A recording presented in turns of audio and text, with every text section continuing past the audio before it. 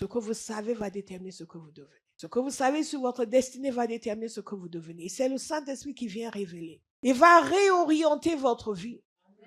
Il va conduire votre vie. Au nom de Jésus.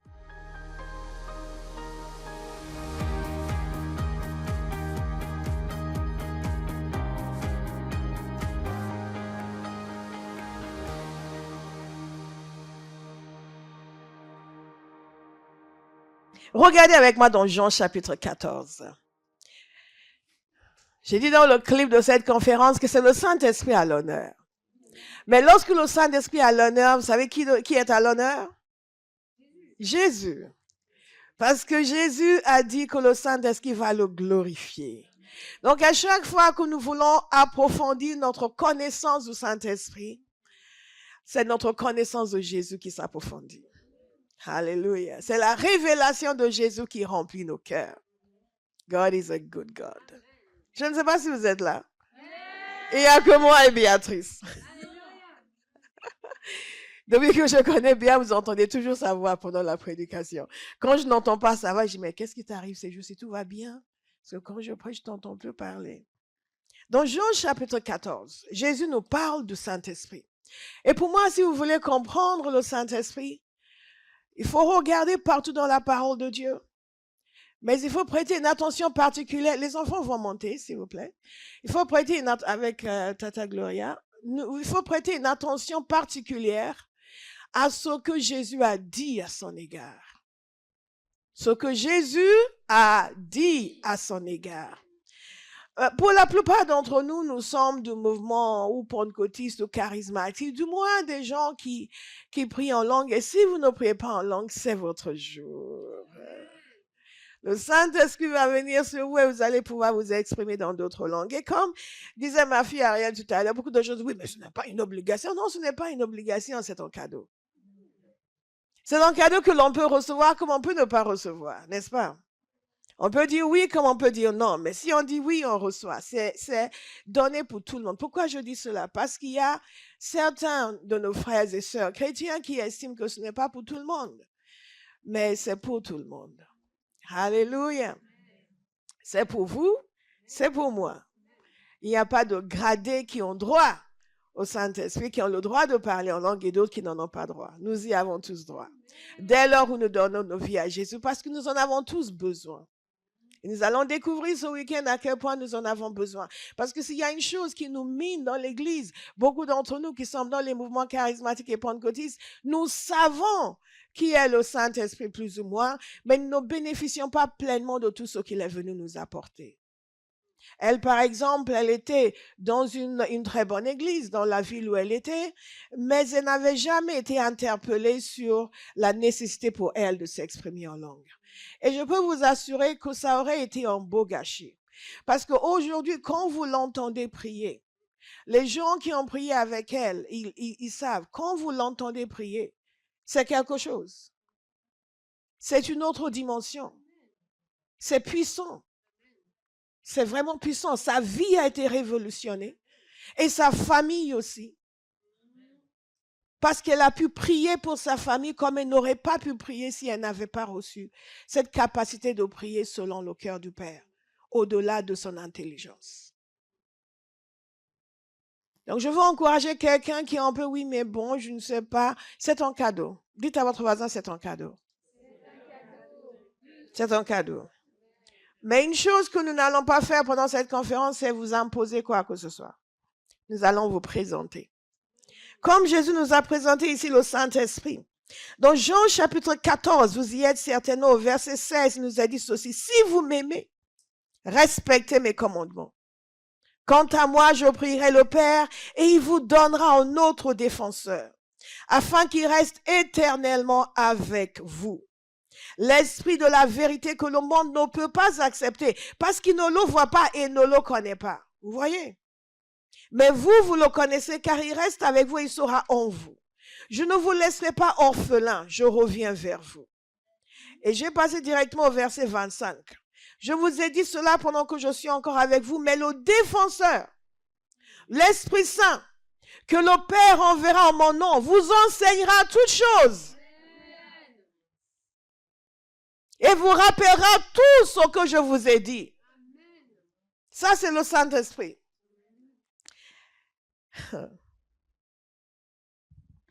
Il vous enseignera toutes choses.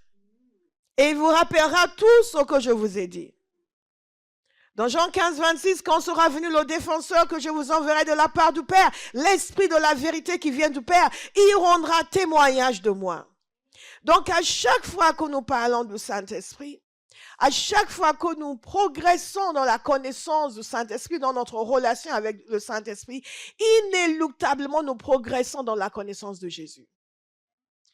Parce que c'est lui qui rend témoignage de Jésus.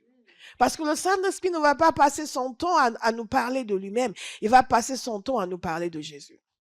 Il va passer son temps à nous parler du Père. Il va passer son temps à nous révéler la parole de Dieu. Est-ce que ce n'est pas merveilleux?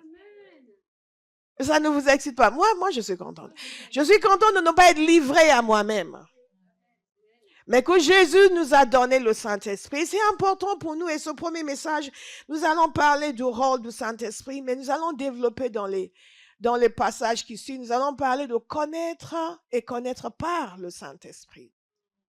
Jésus a dit quelque chose d'extraordinaire ici, tout ce qu'il a dit est extraordinaire, mais il a dit ceci, je ne vous laisserai pas orphelins.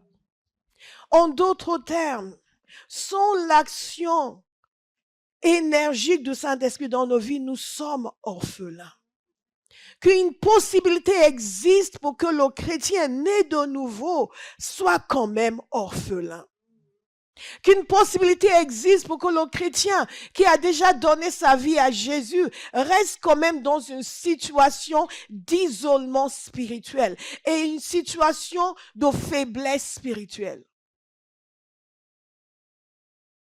Non pas parce que la croix n'est pas puissante, mais parce que celui qui exécute l'œuvre de la croix dans nos vies n'a pas sa place dans nos vies. Tout ce qui constitue un échec, une insuffisance, une faiblesse dans la vie d'un chrétien est lié à l'absence dans ce domaine de l'œuvre du Saint-Esprit. Pas parce qu'il n'agit pas, mais parce que nous ne le laissons pas agir. Et ce que je cherche pendant ce week-end, ce que le Seigneur m'a mis à cœur, c'est vraiment de dire pour certains des choses nouvelles, mais pour d'autres des choses que vous avez déjà entendues, mais qui vont pénétrer différemment vos cœurs. De ce que votre regard sur le Saint-Esprit va changer. Que votre entêtement à le laisser toute la place va devenir réel, que vous allez vous mettre dans l'obligation de ne rien faire qui déplaise au Saint-Esprit, que vous allez lui donner toute la place qui lui revient dans votre vie et dans tous les domaines, dans toutes les situations, vous le laissez mettre. Je veux que ce soit clair pour quelqu'un aujourd'hui. Que si nous ne laissons pas le Saint-Esprit faire ce qu'il est censé faire dans nos vies, nous vivons comme des orphelins. Nous vivons comme des gens délaissés, abandonnés, en dépit du fait que nous sommes nés de nouveau. Ça, c'est quelque chose de très sérieux, de très important et que nous négligeons. Parce que quelque part, la réalité de la personne du Saint-Esprit n'a pas gagné vraiment nos cœurs. Nous le réduisons au parler en langue pendant le culte ou au chant en langue pendant le culte. Non. Tout à l'heure, notre bien-aimée a témoigné du fait qu'elle avait des exercices à faire et elle les a faits. Et parce qu'elle les a faits, vous savez, l'obéissance est une donnée incontournable dans le royaume de Dieu. Et parce qu'elle a fait cela, elle a montré au Seigneur qu'elle veut progresser. Vous me suivez? Ce n'est pas une loi que maintenant, il faut que je fasse, il faut que je fasse. Non. Faites ce que le Saint-Esprit vous met à cœur. Et ensuite, 1 heure, et elle l'a fait. Et ensuite, les 3 heures, et elle l'a fait. Et qu'est-ce qui s'est passé pendant tout ce temps-là? Le Saint-Esprit a pris encore plus de place, encore plus de place, encore plus de place. Et la sensibilité s'est accrue. Pourquoi je vous dis tout ceci? Parce que je veux que vous soyez attentifs. Et que vous preniez ces choses à cœur. Non, il y a certains versets que je vais lire, vous pourrez les terminer. Vous pourrez même les réciter par cœur. Mais une chose, c'est de connaître le verset. Autre chose, c'est d'en avoir la révélation. Et ce que nous cherchons, c'est la révélation. Et ça tombe bien parce que c'est le Saint-Esprit qui donne la révélation. Alléluia. Alléluia. Et je me souviens un jour, elle m'avait donné ce témoignage, nous étions en train de prier. Et elle a témoigné, elle a dit, normalement, quand vous dites, ah, le Saint-Esprit est là, et vous, manifestement, vous sentez sa présence, mais moi, je ne sens rien. Elle dit, mais aujourd'hui, quand vous avez dit, oh, la présence du Saint-Esprit est là, je l'ai senti. Nous ne sommes pas en train de dire qu'il faut sentir des choses et sentir des choses, mais une chose est certaine. Il y a des moments où Dieu va vous toucher. À un point, il y aura une conscience de sa présence qui va vous envahir. Nous ne courons pas, parfois les gens cherchent cette conscience de sa présence, mais négligent l'obéissance qui conduit à sa présence. Ils veulent juste, ah, Seigneur, touche-moi ta présence. Non, non, non. Qu'est-ce que Dieu nous demande de faire? Quand nous le faisons, il se manifeste. Alléluia. Alléluia. Alléluia. Donc la sensibilité a grandi.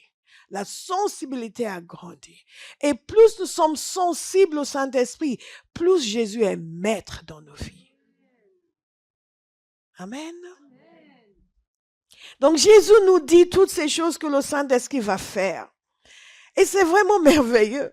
Parce que quand on regarde dans le livre de la Genèse, on voit que le Saint-Esprit était là à la création. L'Esprit de Dieu se mouvait. N'est-ce pas?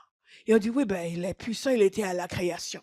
Et ensuite, nous apprenons que même la venue de Jésus sur terre a été l'œuvre du Saint-Esprit. Parce que l'ange a expliqué à Marie que le Saint-Esprit viendra sur elle. Et Jésus a été conçu en tant qu'être humain par l'œuvre du Saint-Esprit. La parole de Dieu nous dit également que Jésus a été ressuscité par la puissance du Saint-Esprit. Donc nous voyons cet être extraordinaire qui est Dieu. Et Jésus nous dit qu'il va venir demeurer avec nous. Avec nous. Certainement pas pour nous garder dans la faiblesse. Parce que ce n'est pas la faiblesse qui a ressuscité Jésus d'entre les morts. Ce n'est pas la faiblesse qui a amené Jésus à s'incarner dans le ventre de Marie, non. C'est une puissance inimaginable, indescriptible, au-delà de toute conception humaine et naturelle. Et le Saint-Esprit est cette personne par qui cette puissance est manifestée. Et c'est ce Saint-Esprit que Jésus nous a donné. Alors, je vais inviter quelqu'un à déchirer toutes ces cartes de faiblesse.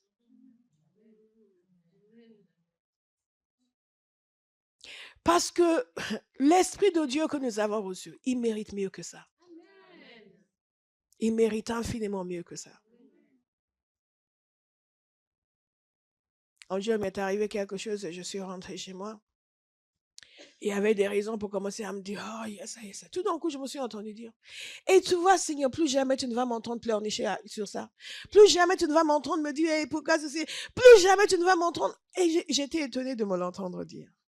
Et j'ai compris que l'Esprit de Dieu était en train de parler à travers moi pour me dire, voici la situation maintenant.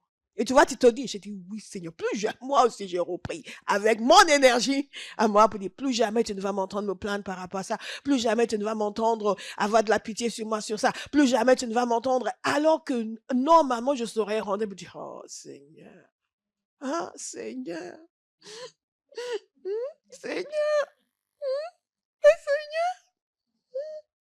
Dis, je reçois la puissance du Saint-Esprit.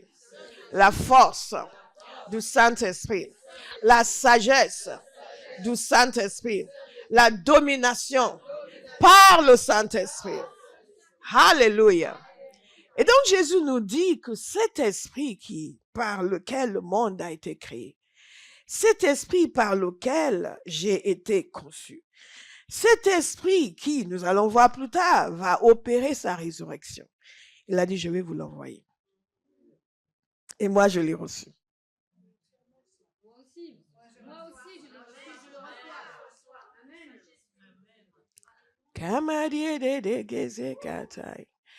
Ceux qui ont dit qu'ils reçoivent, recevez abondamment. Au nom de Jésus. Recevez abondamment au nom de Jésus. Recevez abondamment au nom de Jésus. Recevez abondamment au nom de Jésus. Recevez abondamment.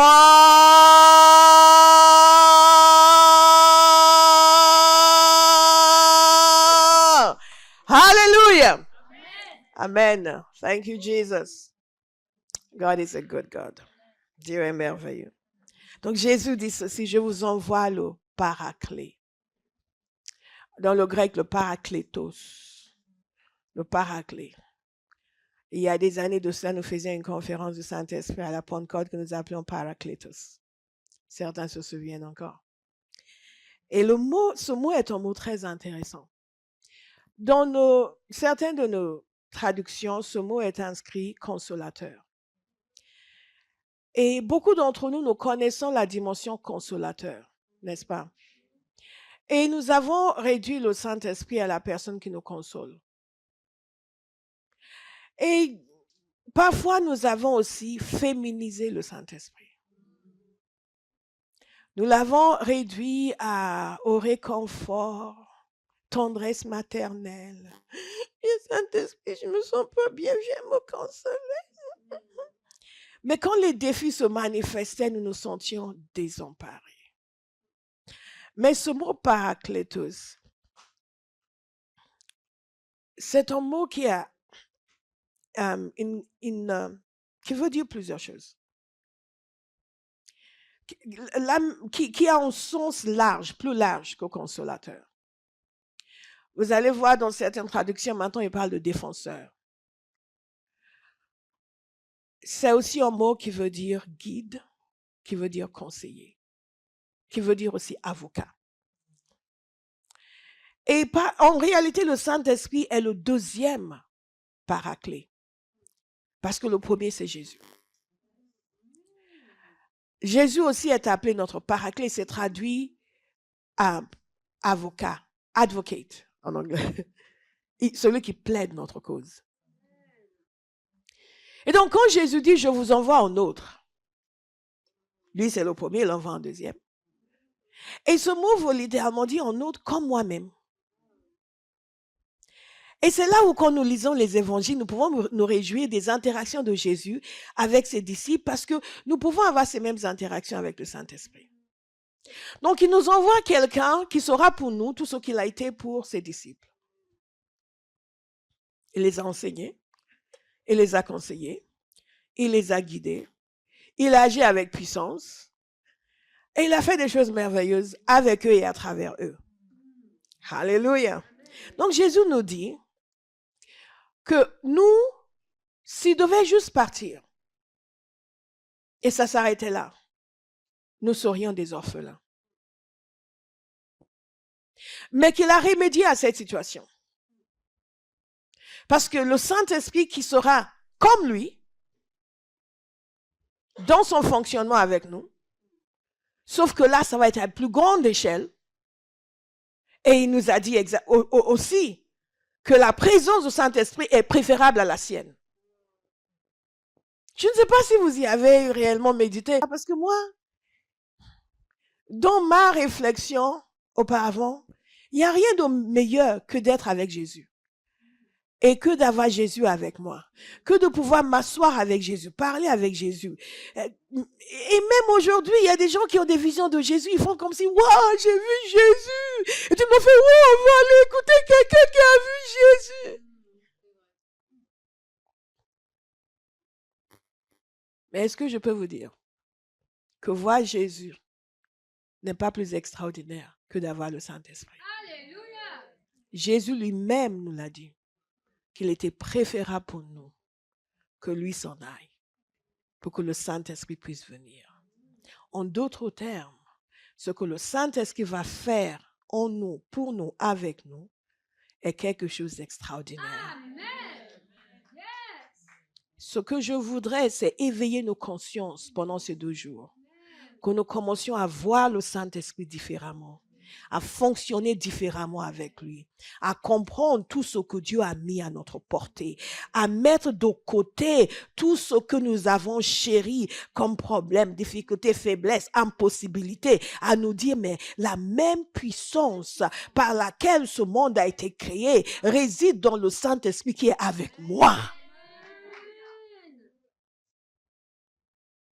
Il y a quelque chose que j'ai l'habitude de dire, c'est que Jésus est venu sur terre comme un être humain. C'est pour ça qu'il avait besoin du Saint-Esprit, mais le Saint-Esprit est venu sur terre comme Dieu. Vous comprenez? C'est Dieu qui est là. Il ne s'est pas incarné.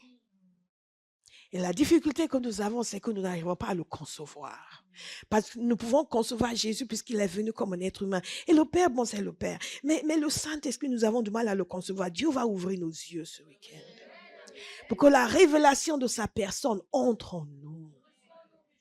Et que cette assurance du fait que le Saint-Esprit est en moi et avec moi nous gagne et nous commençons à marcher comme des enfants de Dieu dans notre génération et à faire la volonté du Père avec assurance, avec audace, à bâtir son royaume, à bâtir des églises pour lui, à avancer dans notre génération sans crainte, sans peur, parce que Dieu est avec nous.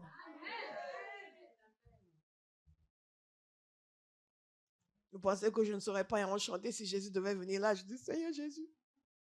Oui, mais je veux que la conscience de ce qu'il m'a donné dans le Saint-Esprit puisse envahir tout mon être. Est-ce que je suis seule à le vouloir? Alléluia. Alléluia. Jésus a dit que le Paraclet, qui est notre défenseur, notre avocat, qui est notre consolateur, notre conseiller, va nous enseigner. Je vais inviter quelqu'un désormais à s'interdire de dire l'absence de tout ce que le Saint-Esprit est venu donner. À s'interdire de dire, je ne comprends pas la parole. Le Saint-Esprit est venu nous l'enseigner. Désormais, vous allez dire, par la grâce du Saint-Esprit, je vais comprendre la parole. Je vous donne des clés sur la manière, de progresser dans la connaissance du Saint-Esprit et de voir son action dans nos vies. Nos parents ne peuvent pas nier son existence. Nos parents ne peuvent pas nier sa présence. Il est venu enseigner. Donc, il enseigne.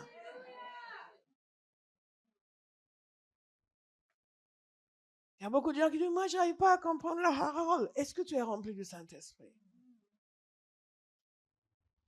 Il est venu enseigner, donc il enseigne. Jésus a dit, il enseignera toutes choses. Il vous rappellera tout ce que je vous ai dit. Quand les gens se disent, mais comment ils ont fait pour écrire les évangiles? Ce n'est pas Jésus qui les a écrits, le Saint-Esprit. Eux, ils croyaient vraiment. Et nous allons croire aussi. Non, nous allons croire aussi. Ça, c'est une conférence, ce n'est pas une prédication ordinaire. Donc, quand je fais des déclarations, vous répondez. Nous allons croire aussi. Comme les premiers chrétiens ont cru, nous aussi, nous allons croire. Ils ont cru au point où le Saint-Esprit a pu leur rappeler. Jésus a dit, il vous rappellera tout ce que je vous ai dit. Waouh! Et lisez l'évangile de Matthieu. Il lui a rappelé. Lisez l'évangile de Jean. Il lui a rappelé. Chaque phrase, quand vous lisez l'évangile de Jean, vous avez envie de souligner chaque phrase. Vous avez envie de tout souligner, de tout souligner. Après, quand vous avez fini de souligner, vous prenez encore une nouvelle Bible et vous soulignez encore. Parce que c'est tellement riche, c'est tellement profond, c'est tellement merveilleux. Et c'est le Saint-Esprit qui en est l'auteur. Donc, vous faites une petite étude biblique, j'ai du mal à comprendre la parole. Non, quand même. L'auteur est avec nous. Quelqu'un va changer après cette conférence. Jésus dit ceci également, il rendra témoignage de moi. Il rendra témoignage de moi.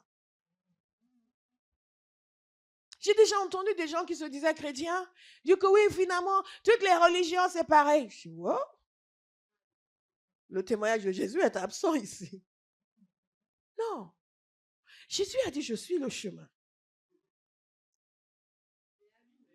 Je suis le chemin et nul ne vient au Père si ce n'est par moi. Si nous disons que toutes les religions sont pareilles, nous disons que Jésus a menti. Et nous témoignons de l'absence du témoignage du Saint-Esprit dans nos cœurs. Jésus a dit, il rendra témoignage de moi. C'est pour cela que je dis, plus nous parlons du Saint-Esprit, plus nous connaissons le Saint-Esprit, plus nous aimons Jésus. Il rendra témoignage de moi. Et c'est par cette révélation du Saint-Esprit que Jésus devient de plus en plus réel pour nous. Il n'est plus ici, nous ne pouvons pas aller le voir à Bethléem, ni à Nazareth, ni à Jérusalem. Mais le Saint-Esprit le rend réel et concret pour nous. Avant ma conversion, Dieu était vague. Je me disais, mais comment est-ce que quelqu'un peut connaître Dieu? Je m'intéressais à tout, je lisais toutes sortes de choses. Quand enfin j'ai eu cette réalisation que si Dieu existe, ce serait bête de ne pas le connaître. J'ai fait dans l'église anglicane, j'ai grandi dans l'église anglicane. Je voulais devenir catholique parce que j'ai fait des écoles catholiques et mon père a dit pas question. Oh, ok. Parce que les filles avaient leur petite robe, c'était sympa. Et chaque année, on les voyait, on les enviait. On devait tous aller à la chapelle, prenait la Sainte Seine. Et nous, on était là, pauvres protestants. On regardait, on les enviait, c'était joli, leur petite robe blanche. Moi aussi, je veux être catholique. Moi aussi, je vais aller communier. Père a dit, Donc, quand ces désirs de connaître sont venus, j'ai commencé à dire, bon, je vais faire la confirmation. Là, dans l'église catholique, j'étais déjà à la fac. Dans l'église anglicane, j'étais déjà à la fac et j'ai fait tous les cours. Et Jésus était tout aussi distant. Dieu était tout aussi loin. Et à l'âge adulte, je commençais à poser des questions. J'ai lu ceci. Et pourquoi c'est Dieu? Pourquoi c'est Jésus? Pourquoi pas la rose-croix? Pourquoi pas ceci? Je lisais toutes sortes de choses. Et Dieu semblait si loin. Si loin. Si loin. Et le connaître semblait une impossibilité. Mais c'était sans compter avec la puissance du Saint-Esprit. Jésus a dit qu'il allait convaincre le monde de péché, de justice et de jugement. Il témoignera de Jésus. Et le jour où j'ai eu une merveilleuse idée, soufflé certainement par le Saint-Esprit qui avait pitié de moi et ma pérégrination, j'ai dit, ok, je vais lire la Bible pour voir est-ce que c'est vrai tout ça. Et je lisais le Nouveau Testament. Je dis, bon, écoute, Dieu, ce Jésus, est-ce que, c'est qui finalement? Tu es qui? Sans révérence. Juste en lisant le Nouveau Testament, le Saint-Esprit a témoigné de Jésus. La conviction profonde est entrée dans mon cœur. Que oui, Jésus est le Sauveur. Il est le Fils de Dieu. Comme on dit en anglais, I knew that I knew. Je savais que je savais. Toutes mes questions philosophiques, théologiques, tout cela balayé. Il y avait une conviction venue. Pourquoi? Parce que le Saint-Esprit a rendu témoignage de Jésus. C'est pour cela que je crois que tout le monde peut se convertir. Parce que moi, j'étais très loin. Mais le Saint-Esprit a rendu témoignage de Jésus. Dans ma chambre, sur mon lit, en lisant le Nouveau Testament, il a rendu témoignage de Jésus. Aujourd'hui encore, il rend témoignage de Jésus. Il convainc de péché, de justice et de jugement. Et quand après la conversion, j'avais beaucoup de questions sur le péché. Mais pourquoi je n'ai pas le droit? La seule chose que je savais, c'est que Jésus était ce que disait la parole de Dieu. Il était le Sauveur, il était le Fils de Dieu. Mais pour tout le reste, question. Et là encore, le Saint-Esprit a convaincu que ça, ce n'est pas bon, ça, ce n'est pas bon, ça, ce n'est pas bon, ça, ce n'est pas bon. Et toutes ces choses que je disais, mais pourquoi je n'ai pas le droit, pourquoi ceci, pourquoi cela, qu'est-ce que ça change, qu'est-ce que ceci, qu'est-ce que... Bon, on va attendre pour voir au cas où. Bon, au cas où, Jésus, est-ce que vraiment le Saint-Esprit a convaincu? Et je ne les ai plus jamais refaits. Pourquoi? Le Saint-Esprit. Le Saint-Esprit. Est-ce que nous pouvons dire ensemble, merci Saint-Esprit? Nous devons lui faire davantage confiance. Ce n'est pas maintenant que je le connais, que je connais Jésus, que le Saint-Esprit va s'abstenir de m'enseigner. Ce n'est pas maintenant qu'il va s'abstenir de témoigner de Jésus. Il fait son travail et il le fait bien. Et il le fait très bien. Parfois, nous prions, dire, Saint-Esprit, sois avec moi. Il est toujours avec nous. Mais c'est nous qui ne sommes pas avec lui. Quelqu'un va décider, maintenant je vais être avec lui. Oh yes. Il est extraordinaire. Et Jésus nous a dit, il convaincra le monde en ce qui concerne le péché, la justice et le jugement. Ensuite, il dit quelque chose d'extraordinaire. Je suis dans Jean 16. Et j'ai encore beaucoup de choses à vous dire. Mais elles sont encore trop lourdes à porter pour vous. Quand l'esprit de vérité sera venu, il vous conduira dans la vérité tout entière. Car il ne parlera pas de lui-même, mais tout ce qu'il aura entendu, il le dira. Et il vous annoncera les choses à venir. Il manifestera ma gloire. Plus nous connaissons le Saint-Esprit, plus nous sommes amoureux de Jésus. Et Jésus a dit qu'il fera toutes ces choses. Et qu'il est notre conseiller. Et bien aimé, nous avons besoin de conseil. Mais ce que j'ai vu en méditant davantage sur ce passage, c'est que de même que nous nous trompons sur le rôle de consolateur et nous traitons le Saint-Esprit comme cette personne dont le rôle est juste là pour que je me sente bien. Est-ce qu'il guérit? Oui, il guérit. Est-ce qu'il restaure? Oui, il restaure.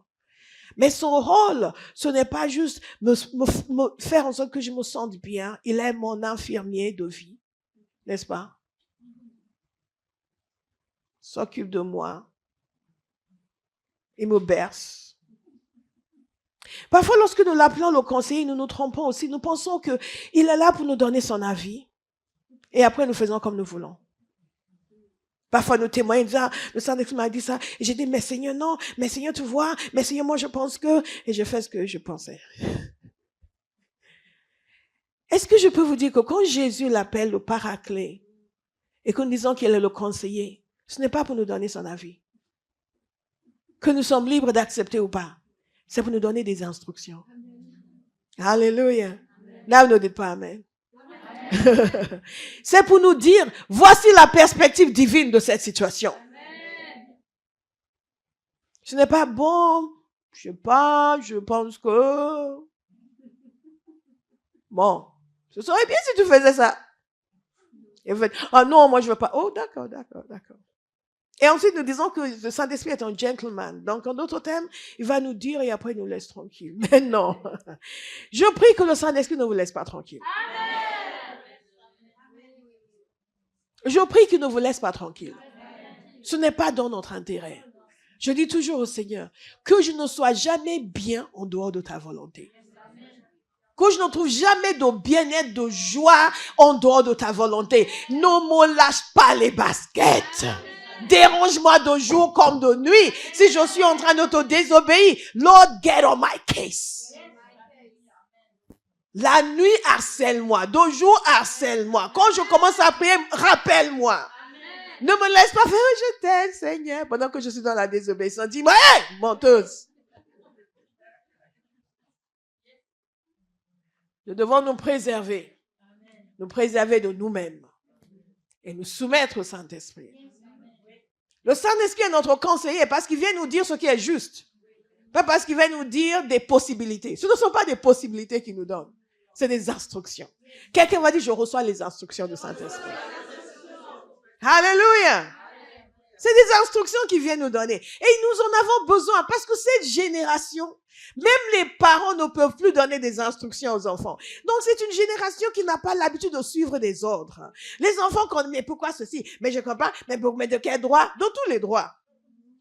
Il y a un serviteur de Dieu qui disait, quand son père, ça c'est une autre génération encore, quand son père lui disait, c'est moi qui t'ai fait, je peux t'enlever d'ici. Il n'était pas converti. Ne faites pas ça avec vos enfants. Mais la réalité, c'est que nous ne sommes plus habitués à suivre des instructions. Quand nous, on était enfants, je ne me souviens pas d'un jour, ma mère m'a expliqué une instruction. Elle ne pensait pas que c'était nécessaire. Elle pensait qu'il suffisait que l'instruction soit donnée. Et dans mon rôle d'enfant, j'obéissais. J'imagine, je leur ai dit, mais pourquoi? Pour elle regarder, hein? Ils ont retourné pour dire, qui a parlé? Mais la chose aurait été tellement saugrenue que je lui demande pourquoi elle me demandait de faire quelque chose. Non. Et ils avaient cette instruction, cette façon de parler aux enfants. Obey before complain. Tu obéis, après tu peux venir t'expliquer ou te plaindre. Mais d'abord tu obéis. Alléluia. Et donc nous avons une génération qui ne connaît pas l'obéissance, qui estime avoir le droit de tout contester et de tout commenter. Les choses qui ne les regardent pas, ils ont fait, mais pourquoi ceci? Mais je ne comprends pas pourquoi cela. En quoi ça te regarde? De temps en temps, on devrait dire à vos enfants de s'occuper de leurs affaires. Parce que nous-mêmes, nous devons nous dire de nous occuper de nos affaires. Et ça, c'est une des choses qui fait progresser dans la vie spirituelle. Nous avons trop l'habitude de nous occuper des choses qui ne nous regardent pas. Est-ce que je peux vous dire qu'en 24 heures, nous n'avons pas assez de temps pour progresser spirituellement? Donc, nous ne consacrons pas le temps à gérer le monde et à gérer les affaires de la scène. Pour qu'elle est en vert plutôt qu'alors que l'autre est en jaune. Moi, je préfère pas, j'aime pas trop le vert. Et après la réunion, je vais lui dire, pendant ce temps-là, le Saint-Esprit a touché la personne à côté de vous et vous êtes passé à côté. Est-ce que vous comprenez? Si nous voulons marcher avec le Saint-Esprit, nous devons suivre ses instructions, apprendre à obéir, apprendre à nous focaliser sur ce que Dieu est en train de nous dire et sur ce que Dieu est en train de faire et à arrêter de commenter tout ce qui se passe autour de nous. Ou même à contester les instructions qui sont données.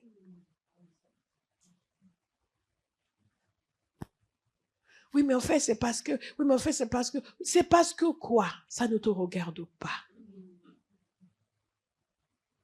Parfois, les gens viennent, oui, parce que, qu'est-ce que vous pensez de telle église? Je regarde, mais en quoi ça me regarde? Non, je n'ai pas assez de temps pour gérer ce que Dieu m'a confié. Je vais passer mon temps à penser à telle église et tel pasteur. My God, comment toi tu trouves le temps pour ça? Lorsque nous sommes focalisés sur ce que l'Esprit de Dieu veut faire dans nos vies, nous allons nous rendre compte que nous n'avons pas assez de temps pour tout ce que nous sommes censés faire. Pourquoi peu de gens sont puissants en esprit aujourd'hui? Ils sont trop dispersés.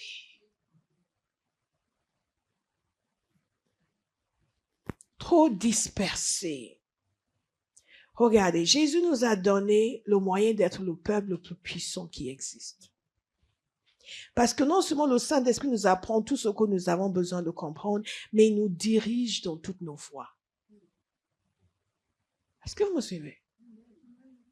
Mais quand il vient nous conseiller, ce mot conseiller, ouais, c'est le mot conseiller. Nous n'avons pas le droit de dire, ok, Saint-Esprit, je sais que tu me dis ça, mais bon, je vais jeûner et prier pendant 2 jours pour voir si je suis d'accord. Parfois, les gens m'ont dit, oui, le Seigneur m'a mis à cœur ça, mais bon, je vais aller jeûner quand même. Pourquoi? Pour le convaincre de changer d'avis?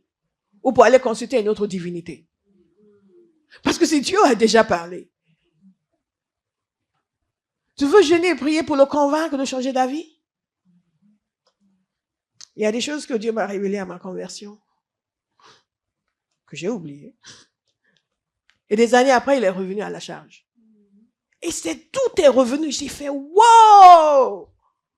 Et j'étais émerveillée du fait qu'il n'avait pas changé d'avis. Et je dis ça pour quelqu'un aujourd'hui. Parce qu'il y a des choses que vous avez balayées. Des choses que vous avez laissées de côté. Mais vous êtes à cette conférence pour que ce soit ressuscité. Yes! Est-ce que vous me suivez? Amen. Pour que cela revienne à la vie. Et cette fois-ci, bien-aimés, vous allez dire oui! Nous allons dire oui. Le Saint-Esprit nous enseigne. Il nous enseigne au sujet du Père. Il nous révèle Jésus, témoigne de Jésus. Éphésiens 1, 17 nous dit ceci. Je prie que le Dieu de notre Seigneur Jésus-Christ, le Père de gloire, vous donne un esprit de sagesse et de révélation qui vous le fasse connaître. Le Saint-Esprit est celui qui nous fait connaître Dieu. Le Saint-Esprit est celui qui nous fait connaître le plan de Dieu. En Corinthiens 2, verset 7. Nous annonçons la sagesse de Dieu, mystérieuse et cachée, celle que Dieu, avant tous les temps, avait préparée d'avance pour notre gloire. Cette sagesse, aucun des chefs de ce temps ne l'a connue. Vous vous rendez compte? Car s'il l'avait connu, il n'aurait pas crucifié le Seigneur de la gloire. Mais comme il est écrit, ce que l'œil n'a pas vu, ce que l'oreille n'a pas entendu, ce qui n'est pas monté au cœur de l'homme, Dieu l'a préparé pour ceux qui l'aiment.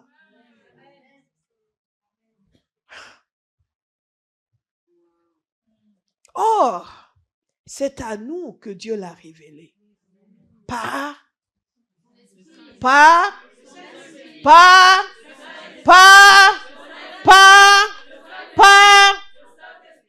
Wow!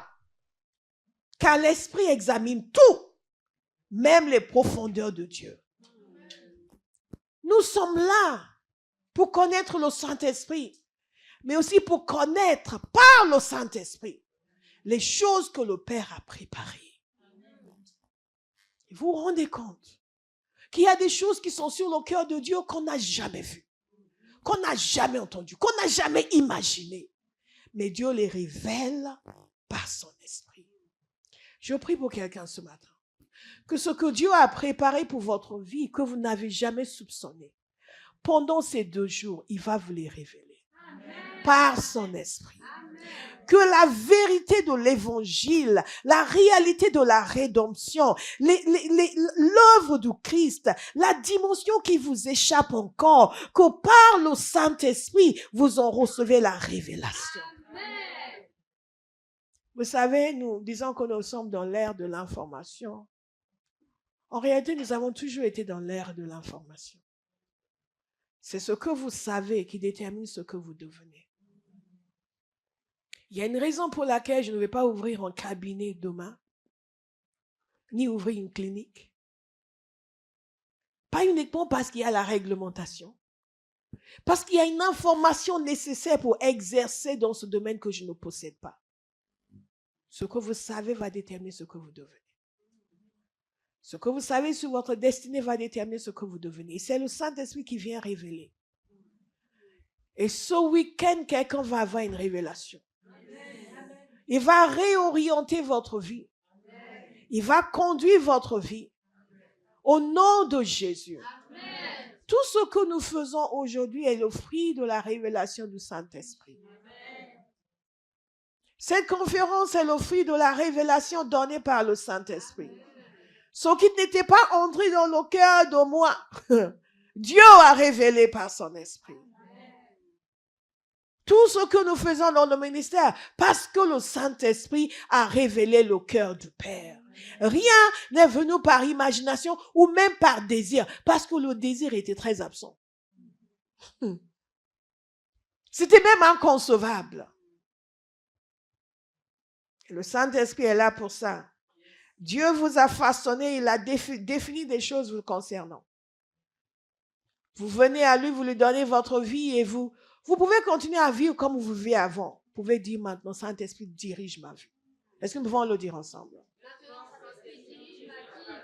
Conduis-moi. Conduis-moi. Conduis-moi. Alléluia. Et il nous conduit. Donc, il est le défenseur. Dans le combat spirituel, c'est lui le défenseur. C'est lui qui nous permet de prendre l'épée de l'esprit. C'est lui qui nous donne la ceinture de la vérité. Parce que cette vérité, c'est la révélation de la parole. Et c'est lui qui nous la communique. Alléluia. Il est notre conseiller parce qu'il va nous conduire dans toute la volonté du Père. La parole de Dieu nous dit que ceux qui sont conduits par l'Esprit de Dieu sont les fils de Dieu. Il y a des fils de Dieu ici. Amen. Alléluia. Conduits par le Saint-Esprit. Donc, il y a des choses qui sont nécessaires dans nos vies. Nous devons être en mesure de voir en esprit. Pendant le temps de prière mercredi soir, le Seigneur a commencé à me parler du fait qu'il va permettre aux gens de voir en esprit. De voir en esprit. Je les ai laissés faire la louange, je suis allée derrière pour prier un peu plus parce que ça m'a... Aïe! de voir en esprit. Et nous avons besoin de cette capacité de voir en esprit. Nous ne sommes pas limités par des informations naturelles. Il y a une réalité surnaturelle. Et c'est cette réalité surnaturelle qui doit guider nos choix et nos actions. Et le Saint-Esprit nous communique cette réalité surnaturelle. Elle disait que elle parle avec les gens, elle leur dit des choses sur leur vie, des choses qu'elle ne sait pas. Pourquoi? Parce que le Saint-Esprit lui communique cette réalité afin qu'elle puisse les aider. Et chacun de nous dans nos vies, dans des situations de vie, le Saint-Esprit va nous permettre de prendre les décisions nécessaires, pas sur la base d'une évaluation purement naturelle de la situation, mais sur la base d'une information surnaturelle. Nous avons cet avantage par rapport aux gens qui ne connaissent pas le Saint-Esprit. Nous avons une information surnaturelle. Alléluia. Et Dieu nous donne cette information dans toutes les circonstances. Moi, je connais des gens qui étaient à la fac, chrétiens, servaient le Seigneur. Mais je ne peux pas servir Dieu parce que je suis étudiant. Non, nous pouvons tous servir Dieu. Et Dieu leur montrait à l'avance ce qui allait sortir à l'examen. Pas parce qu'il n'étudiait pas, mais parce que Dieu voulait témoigner sa faveur. Alléluia. Si vous n'étudiez pas, il ne vous montrera rien. Parce que Dieu n'encourage pas la paresse ni la fainéantise. Alléluia. Alléluia. Vous pouvez postuler en poste et le Seigneur va vous dire d'avance ce qu'il va vous demander. Et vous allez vous préparer. Notre problème, c'est que nous nous sommes trop limités. Nous vivons sous le joug des impossibilités. Que toute impossibilité disparaisse de votre vie. Commençons à voir ce que le Saint-Esprit est venu faire, ce qu'il est capable de faire, ce qu'il veut faire. Et acceptons. Arrêtons de le limiter avec une mentalité totalement baignée dans le système du monde. Il nous a révélé. Dites, Seigneur, révèle-moi. Il nous permet de voir et d'entendre en esprit. Une fois, je priais pour quelqu'un. C'était une délivrance. Pendant que je priais pour la personne, j'entendais les enfants pleurer. J'entendais des bébés pleurer. Je lui ai dit, frère, tu as connu des femmes à faire l'avortement? Non, je lui ai posé comme une question. Est-ce que tu as connu les femmes à faire l'avortement? Et parce que j'entends des bébés pleurer. Il m'a dit, oui, une fois. J'ai prié. Et c'est revenu encore. J'ai dit, frère, c'est pas une seule fois. Il a avoué plusieurs fois. Et il s'est repenti. Il a pu être délivré dans l'esprit de mort. Est-ce que vous comprenez? Oui, je sais que c'est dans la Constitution. Mais ce n'est pas dans la Bible.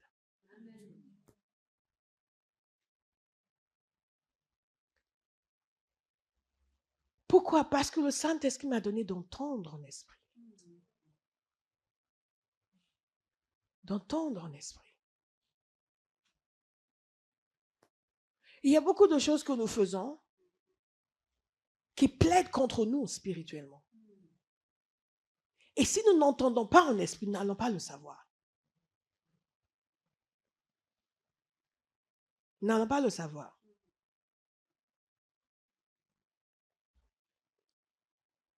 Si nous ne voyons pas, nous n'allons pas le savoir. Il y a une sensibilité que le Saint-Esprit nous donne. Donc, quand il vient nous conseiller, il va nous dire, fais ça, fais ça, fais ça. Et parfois, il va simplement nous ouvrir l'entendement et nous allons voir les tenants et les aboutissants de la situation. Parfois, il va nous donner une vision. Parfois, il va nous donner un rêve. Il est dans son rôle de conseiller. Il révèle des choses. Nous sommes un peuple surnaturel. Cette génération de chrétiens, trop attachés à Facebook et à Instagram, nous sommes devenus des gens purement visibles. Nous sommes pris par tout ce qui est visible. Maintenant, quel pasteur je veux suivre? Celui qui a le meilleur costume. Je vais sur sa page Facebook, je regarde ses photos. Il a l'air puissant. Dites, ouvre mes yeux, Seigneur. Ouvre mes yeux, Seigneur. Ouvre mes yeux, Seigneur. Ouvre mes yeux, Seigneur. Ouvre mes yeux, Seigneur. Ouvre mes yeux, Seigneur. Conseille-moi, Saint-Esprit. Donne-moi la compréhension. Des choses surnaturelles. J'écoutais un serviteur de Dieu dire qu'il voyait quelqu'un sur Facebook qui était censé être un pasteur, un prophète, et qui était vraiment, il avait, beaucoup de gens le suivent sur Facebook, tout semblait être vraiment à fond. Et il est venu dans son église, il devait l'inviter. Lui, il voulait l'inviter à cause de sa carrure facebookienne. Et, mais quand il est venu, le Saint-Esprit lui a ouvert les yeux. Et il a vu la personne à fond dans le péché, à fond dans le compromis, à fond dans l'occultisme. Et il s'est dit, no thank you.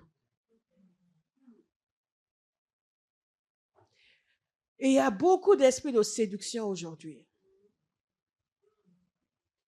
Si nous n'avons pas les yeux ouverts, si nous ne connaissons pas l'esprit de conseil, nous irons dans tous les sens.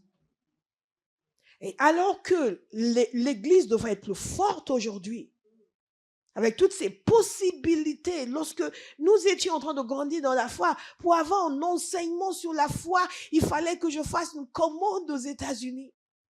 Et cela mettait 6 semaines à arriver. Pour avoir des livres chrétiens, je commandais de Londres. Et ça mettait plusieurs semaines à venir. Et quand j'allais à Londres, je faisais mes emplettes. J'allais acheter beaucoup de livres. Et mes amis n'avaient pas de bibliothèque. Je les regardais, mais vous êtes grave. Vous abusez de tous ces livres et vous n'achetez rien. Aujourd'hui, mon téléphone, tac, tac, tac, je peux écouter ce que je veux. Mais nous ne sommes pas plus forts. Nous ne sommes pas plus solides. Les chrétiens sont encore plus faibles aujourd'hui qu'ils ne l'étaient à l'époque. Il y a quelque chose qui ne va pas. C'est que l'œuvre du Saint-Esprit n'est pas effective dans nos vies. Nous le négligeons, nous suivons tout le monde, sauf le Saint-Esprit. Tout le monde, sauf le Saint-Esprit. Oh, il y a beaucoup d'esprits de séduction. Mais l'Esprit de l'Éternel veut reprendre son Église. Il veut de nouveau être celui que nous consultons pour savoir ce qui est vrai et ce qui est faux. Nous ne consultons pas les likes. Les satanistes ont beaucoup de likes et beaucoup de partages. Quelqu'un va décider, s'il vous plaît. Il est le conseiller. Je vais le laisser, lui, me conseiller. Lui, me conduire. Il va nous conseiller à discerner les situations. Il va nous aider à comprendre la volonté de Dieu. Il va nous aider à comprendre quelle est notre destinée, quel est son but, quel est son objectif pour nous. La direction, les bonnes décisions, la réalité spirituelle. Qu'est-ce qui se passe? Qu'est-ce qui est derrière ce masque? Qu'est-ce qui est derrière ces beaux sourires? Le Seigneur me parlait et me disait de ne jamais réagir vis-à-vis des gens sur la base de leur manière de me parler. Parce qu'il y a des gens qui sont méchants qui vont parler gentiment. Il y a des gens dont le cœur n'est pas pur qui vont dire des mots agréables. Il y a aussi des gens dont le cœur est pur mais qui en jouent, ils vont pas bien, donc ils vont pas nécessairement être sympathiques. Il y a quelque chose qui se passe dans leur vie où il y a quelque chose et ils peuvent être brusques, ils peuvent être, mais ça ne veut pas, on ne juge pas selon l'apparence. Mais on discerne ce qui se passe en esprit. Et c'est le Saint-Esprit qui nous montre tout ça. Quelqu'un va décider que désormais, je vais être conduit par le Saint-Esprit. Alléluia. Je vais être conduit par le Saint-Esprit. Les 3 personnes qui ont témoigné ce matin, quand je les ai rencontrées, elles n'avaient pas l'air d'être ce qu'elles sont aujourd'hui. Elles n'étaient pas ce qu'elles sont aujourd'hui. Ah, madame, dans la prière, certainement pas. Elle n'est pas ce qu'elle est aujourd'hui. Alors, madame, n'en parlons pas. Mais chacun, nous pouvons discerner par l'esprit qui est qui. Et donc, si nous sommes en position de responsabilité, aider les gens à devenir ce qu'ils sont censés devenir, mais même déjà nous-mêmes, voir ce que le Saint-Esprit dit nous concernant. Et choisir de nous appliquer pour devenir ce que nous sommes censés devenir. Alléluia.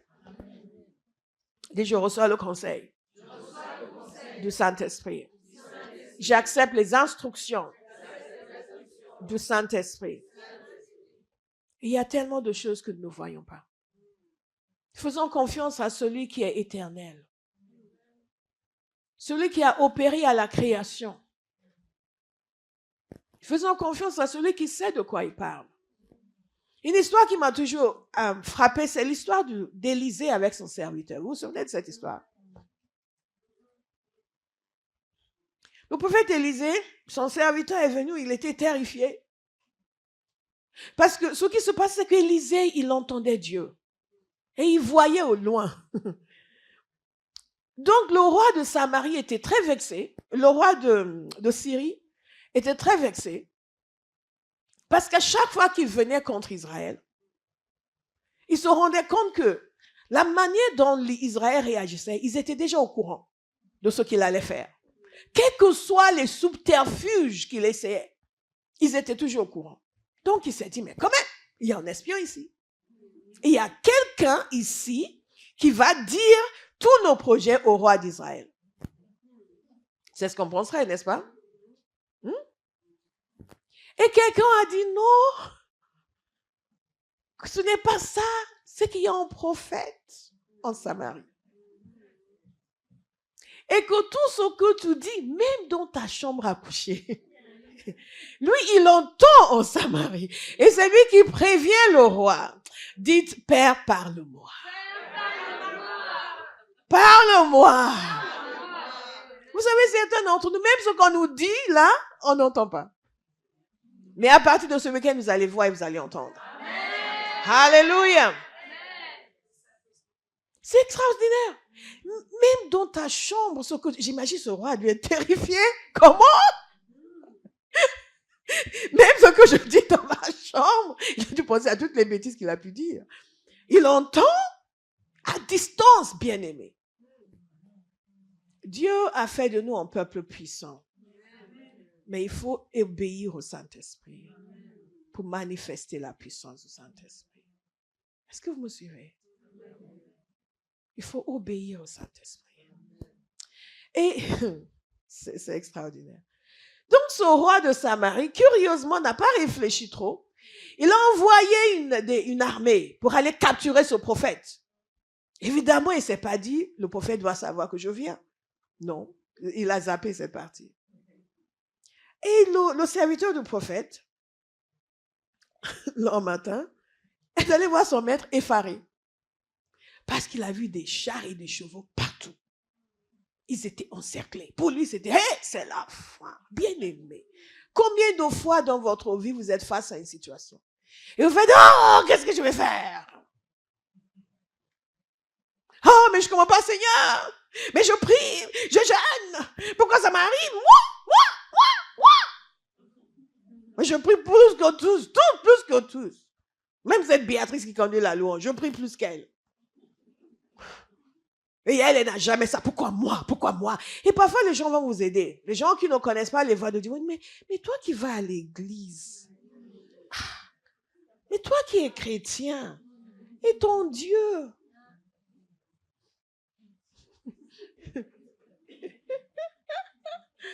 Une fois, j'ai fait un projet immobilier qui n'a pas abouti. Et certains collègues qui ne croient pas en Dieu m'ont dit, mais quand même, ton Dieu. Mais Dieu, pour une fois, il parle de Dieu. Il dit, Dieu n'est pas fautif en rien. Si moi, j'ai fait une erreur, si ça n'a pas abouti, c'est moi. C'est pas Dieu. Et ça m'a fait rire qu'ils invoquent Dieu. Kamazi Kata. Alors qu'ils ne voulaient pas en entendre parler. L'un d'entre eux, je lui ai dit, tu vois, tu n'as pas le choix. Tu es cuit. Du fait que tu m'as rencontré, tu vas connaître Jésus. Tu n'as pas le choix. Et donc, il y a des gens qui vont dire, oui, mais quand même, mais ton Dieu, tu n'as pas prié. Avec toutes les prières que tu fais, nous, on ne prie pas, on ne va pas à l'église, on n'a pas ce genre de problème.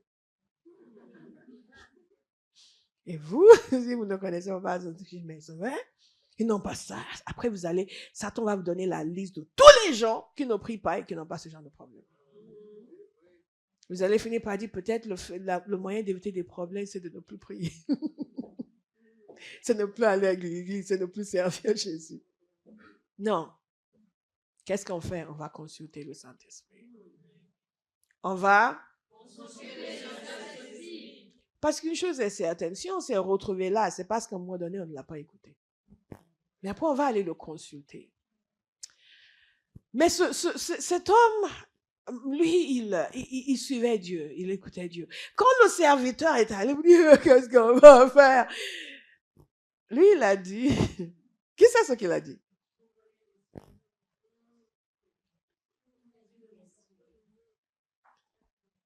Il a mis son serviteur, il est allé avec lui, ils ont regardé. Et là où son serviteur ne voyait que des chars et des chevaux, qu'est-ce que lui voyait? Une armée céleste. Une armée céleste. Une armée céleste. Beaucoup plus nombreuse que l'armée terrestre. Beaucoup plus puissante que l'armée terrestre. Est-ce que je peux vous dire que si vous laissez le Saint-Esprit vous guider, vous conseiller, il va vous montrer des réalités infiniment meilleures que ce que vous voyez dans le naturel. Et vous allez pouvoir appeler ces réalités à l'existence. Et elles vont devenir votre vécu. Alléluia. Alléluia. Alléluia. Nous sommes un peuple surnaturel. Nous sommes censés fonctionner dans le surnaturel, changer nos circonstances de façon surnaturelle. Ni en pleurnichant, ni en maugréant contre Dieu, ni en nous lamentant, mais nous laissons l'Esprit de Dieu nous montrer ce qui est sur le cœur du Père dans cette situation. Et ce n'est jamais la détresse, ce n'est jamais la défaite, c'est toujours la victoire. Alléluia.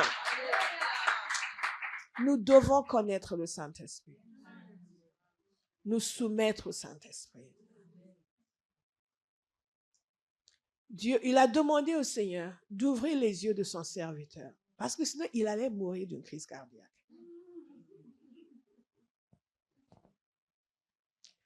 Et le Seigneur lui a ouvert les yeux. Et lui aussi a vu. Wow, ça dépend de ce que vous voyez. Nous avons besoin de voir ce que Dieu voit.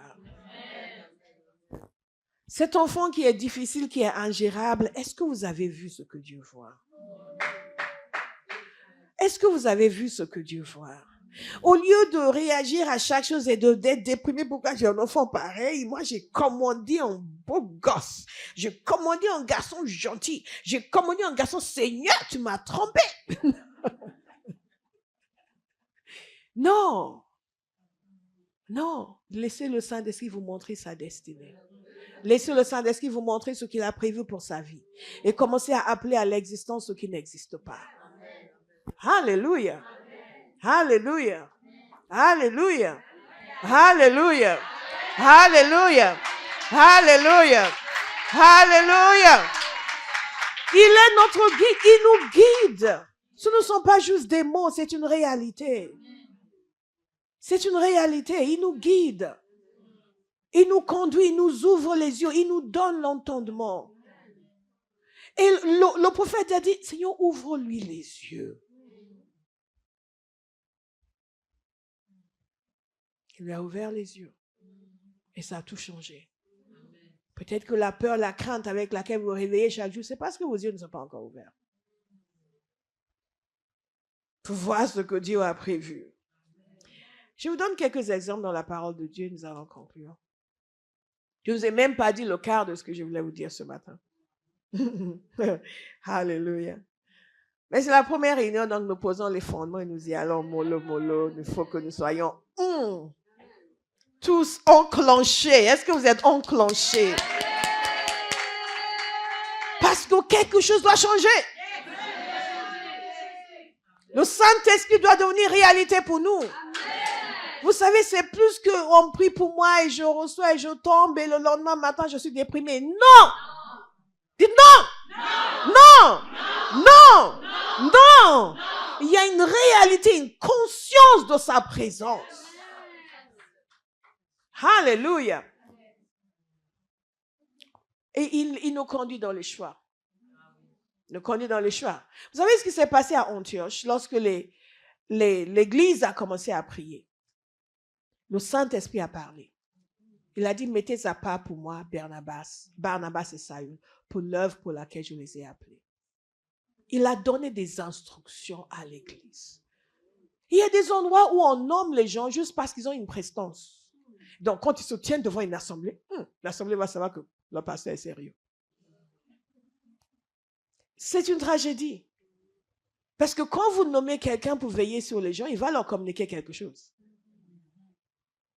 Et personnellement, j'ai eu à prier pour beaucoup de frères qui avaient été nommés dans des postes, dans leurs églises, mais qui étaient remplis de démons. Yep. Et parfois des esprits de perversité.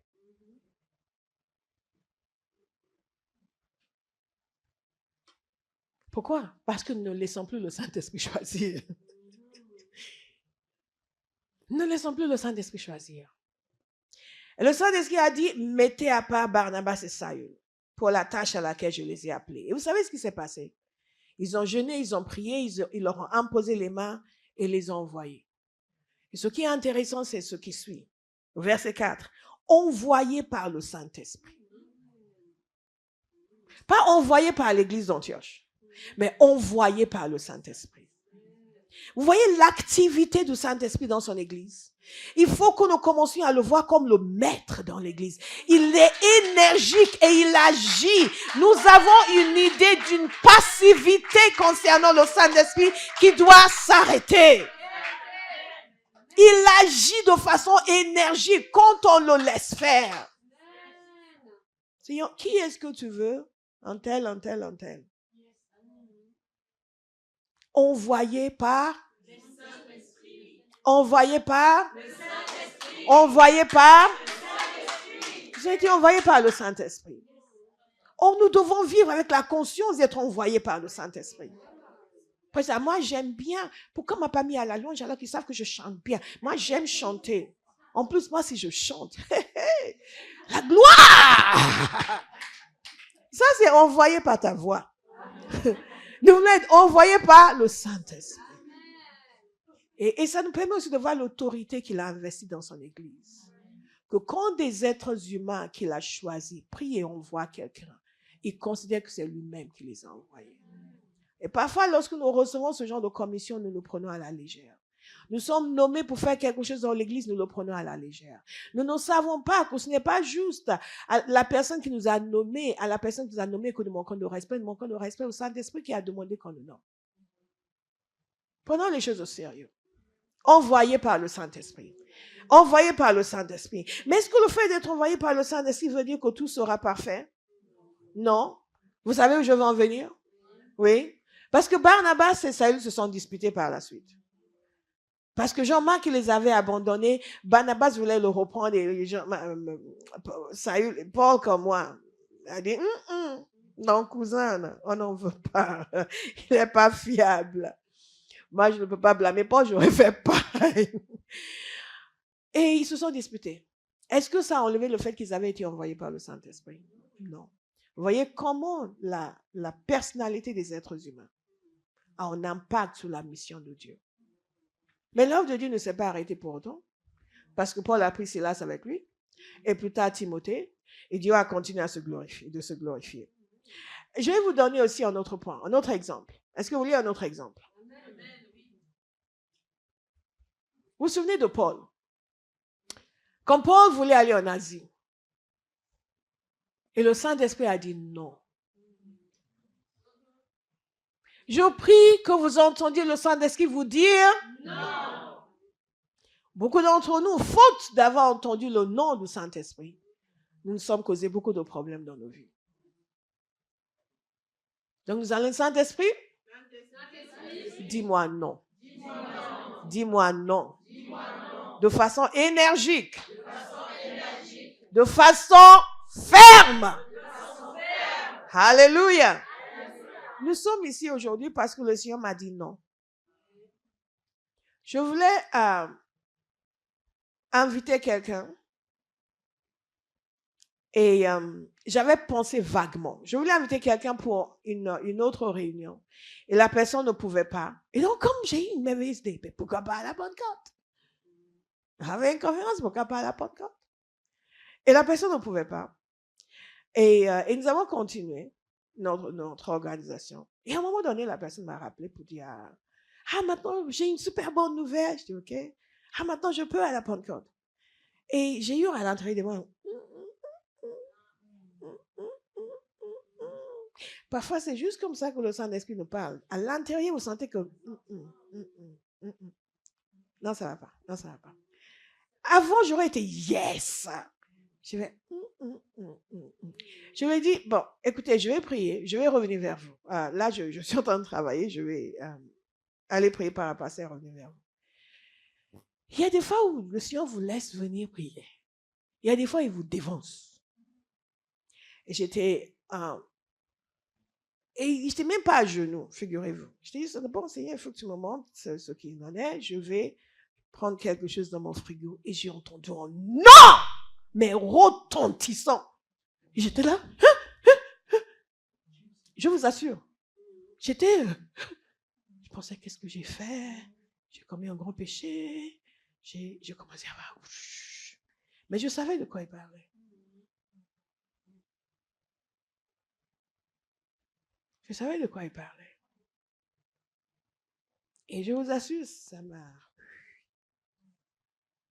Wow! Même maintenant, en y pensant, ça me fait encore quelque chose. Et après, il m'a montré un certain nombre de choses sur ce que l'on devait faire pendant cette réunion de la Pentecôte. Bien aimé, il y a des choses qui sont une bonne idée, mais ne sont pas nécessairement l'idée de Dieu. Et là, nous nous trompons, ce n'est pas toujours dans ce qui est mauvais. C'est ce qui en soi n'est pas mauvais, mais qui n'est pas ce que Dieu veut. Dans quelques instants, nous allons prier. Nous allons nous soumettre au Saint-Esprit. Thank you, Lord. Thank you, Lord. Le Saint-Esprit est toujours désireux de communiquer avec nous. Toujours désireux de nous parler. Toujours désireux de nous conduire. Nous n'avons pas besoin d'avoir plus du Saint-Esprit. Nous avons besoin de nous donner plus au Saint-Esprit. Est-ce que vous comprenez? Nous avons besoin de nous donner, nous, plus au Saint-Esprit. Pendant que je suis en train de parler, quelqu'un est déjà en train de parler avec le Seigneur. Le Saint-Esprit leur a dit, non, vous n'irez pas en Asie. Après, ils sont arrivés près de la Mysie, ils se préparaient à entrer en Bithynie, et le Saint-Esprit a encore dit non. Et nous, après, c'est oui, mais Seigneur, mais quand même. Ils ont dit d'accord. Et après, ils sont allés à Troas. Et pendant la nuit, Paul a eu une vision. Et dans cette vision, Macédonien lui a dit ceci, passe en Macédoine, secours-nous.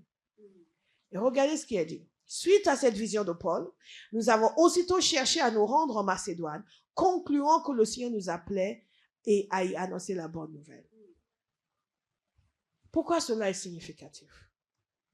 D'abord parce que le Saint-Esprit les a conduits. Il leur a dit non. Les deux endroits où ils voulaient aller. Mais ils voulaient aller prêcher l'évangile, vous comprenez? Ils n'allaient pas là pour maudire les gens. Ils n'allaient pas là pour parler de Bouddha. Ils allaient parler de Jésus. Et le Saint-Esprit a dit non. Le Saint-Esprit a dit non. Et après, il leur a donné une vision. Et Paul a vu cet homme. Et qu'est-ce qu'ils ont fait? Ils sont allés en Macédoine. Vous savez, il se trouve la Macédoine sur le continent européen. Pour la première fois, l'évangile a été prêché sur ce continent. Parce qu'un homme a suivi le Saint-Esprit. Un homme a écouté le Saint-Esprit. Plus tard, il est allé en Asie. Mais en ce moment-là, il fallait qu'il vienne sur ce continent. Ils sont allés à Philippe. Ils ont annoncé l'évangile. Lydie a été sauvée. Une marchande de pourpre. Elle a ouvert sa maison. Une église a été implantée. Vous comprenez? Après avoir été conduits de façon si surnaturelle par le Saint-Esprit, ils annoncent l'évangile, les gens sont convertis et ils se retrouvent en prison. Je veux que vous compreniez que nos circonstances naturelles ne définissent pas les choix de Dieu. Les choix de Dieu définissent nos circonstances naturelles. Il y a beaucoup de gens qui, mais en Asie, on ne peut pas. En Bithynie, on ne peut pas. Mais si c'est comme ça, on retourne à Jérusalem. Oh, c'est bon. Non, mais ils sont restés. Ils ont continué. Ils ont continué à écouter. Ils ont obéi. Ils sont arrivés à Philippe. Ils ont annoncé l'évangile. Ils ont été jetés en prison. Et qu'est-ce qu'ils ont fait en prison? Ils ont loué le Seigneur. Dieu cherche de nouveau des croyants comme ça. Parce que beaucoup d'entre nous, sur le chemin, nous nous serions disqualifiés. Parce que la seule chose qui motive nos choix, nos actions, c'est notre ressenti, nos émotions, nos circonstances naturelles. Non. Qu'est-ce que le Saint-Esprit dit? À chaque situation, que ce soit un problème, que ce soit une grâce, qu'est-ce que le Saint-Esprit dit? Bien-aimés, nous allons apprendre à poser nos oreilles sur le cœur de Dieu. En chaque situation, nous laisser conduire, non pas par nos circonstances, nos expériences, nos émotions, mais par la parole de l'Esprit de Dieu. Dans cette prison, ils n'ont pas listé tout ce qu'ils ont fait pour Dieu, tout le chemin qu'ils ont parcouru pour arriver jusque-là. Comment ils ont obéi, ils ne sont pas allés en Asie. Comment ils ont obéi, ils ne sont pas allés en Bithynie. Et comment se fait-il, après que nous nous ayons envoyés ici, qu'on se retrouve en prison? Il faut de nouveau une église soumise à la volonté de Dieu. Qu'il pleuve, qu'il neige, que l'on nous aime, que l'on ne nous aime pas. Tant que le Saint-Esprit dit avance, on avance. Quand c'est dangereux, il nous dit avance, on avance. Dieu ne voue pas en culte à notre bien-être. Il est temps que nous cessions de vouer en culte à notre bien-être. Parce que cela nous empêche d'obéir au Saint-Esprit. Et cela nous empêche de réussir nos vies. Dans cette prison, qu'est-ce qu'ils ont fait? Ils ont commencé à louer le Seigneur. Ils ont commencé à louer le Seigneur. Et parce qu'ils ont commencé à louer le Seigneur, la terre a tremblé. Alléluia! Bien-aimés, si nous n'avons pas encore vu la terre trembler, que ce soit littéralement ou métaphoriquement, c'est que nous ne sommes pas encore allés assez loin dans l'écoute du Saint-Esprit, assez loin dans l'obéissance au Saint-Esprit. Nous allons jusqu'à un point et après nous nous arrêtons parce que ça, non, c'est comme ça. Ah, regarde ma vie, hein. Après tout, regarde Cécile, regarde, elle fait jamais ce que Dieu veut, regarde comment elle va bien, alors que moi, la comparaison doit cesser. L'approbation de Dieu doit nous suffire. Et la terre a tremblé. Et Dieu les a fait sortir royalement, merveilleusement, glorieusement. Et non seulement ça, ils ont fait des convertis. Oh, quelqu'un veut célébrer Jésus ce matin. Quelqu'un veut célébrer Jésus ce matin.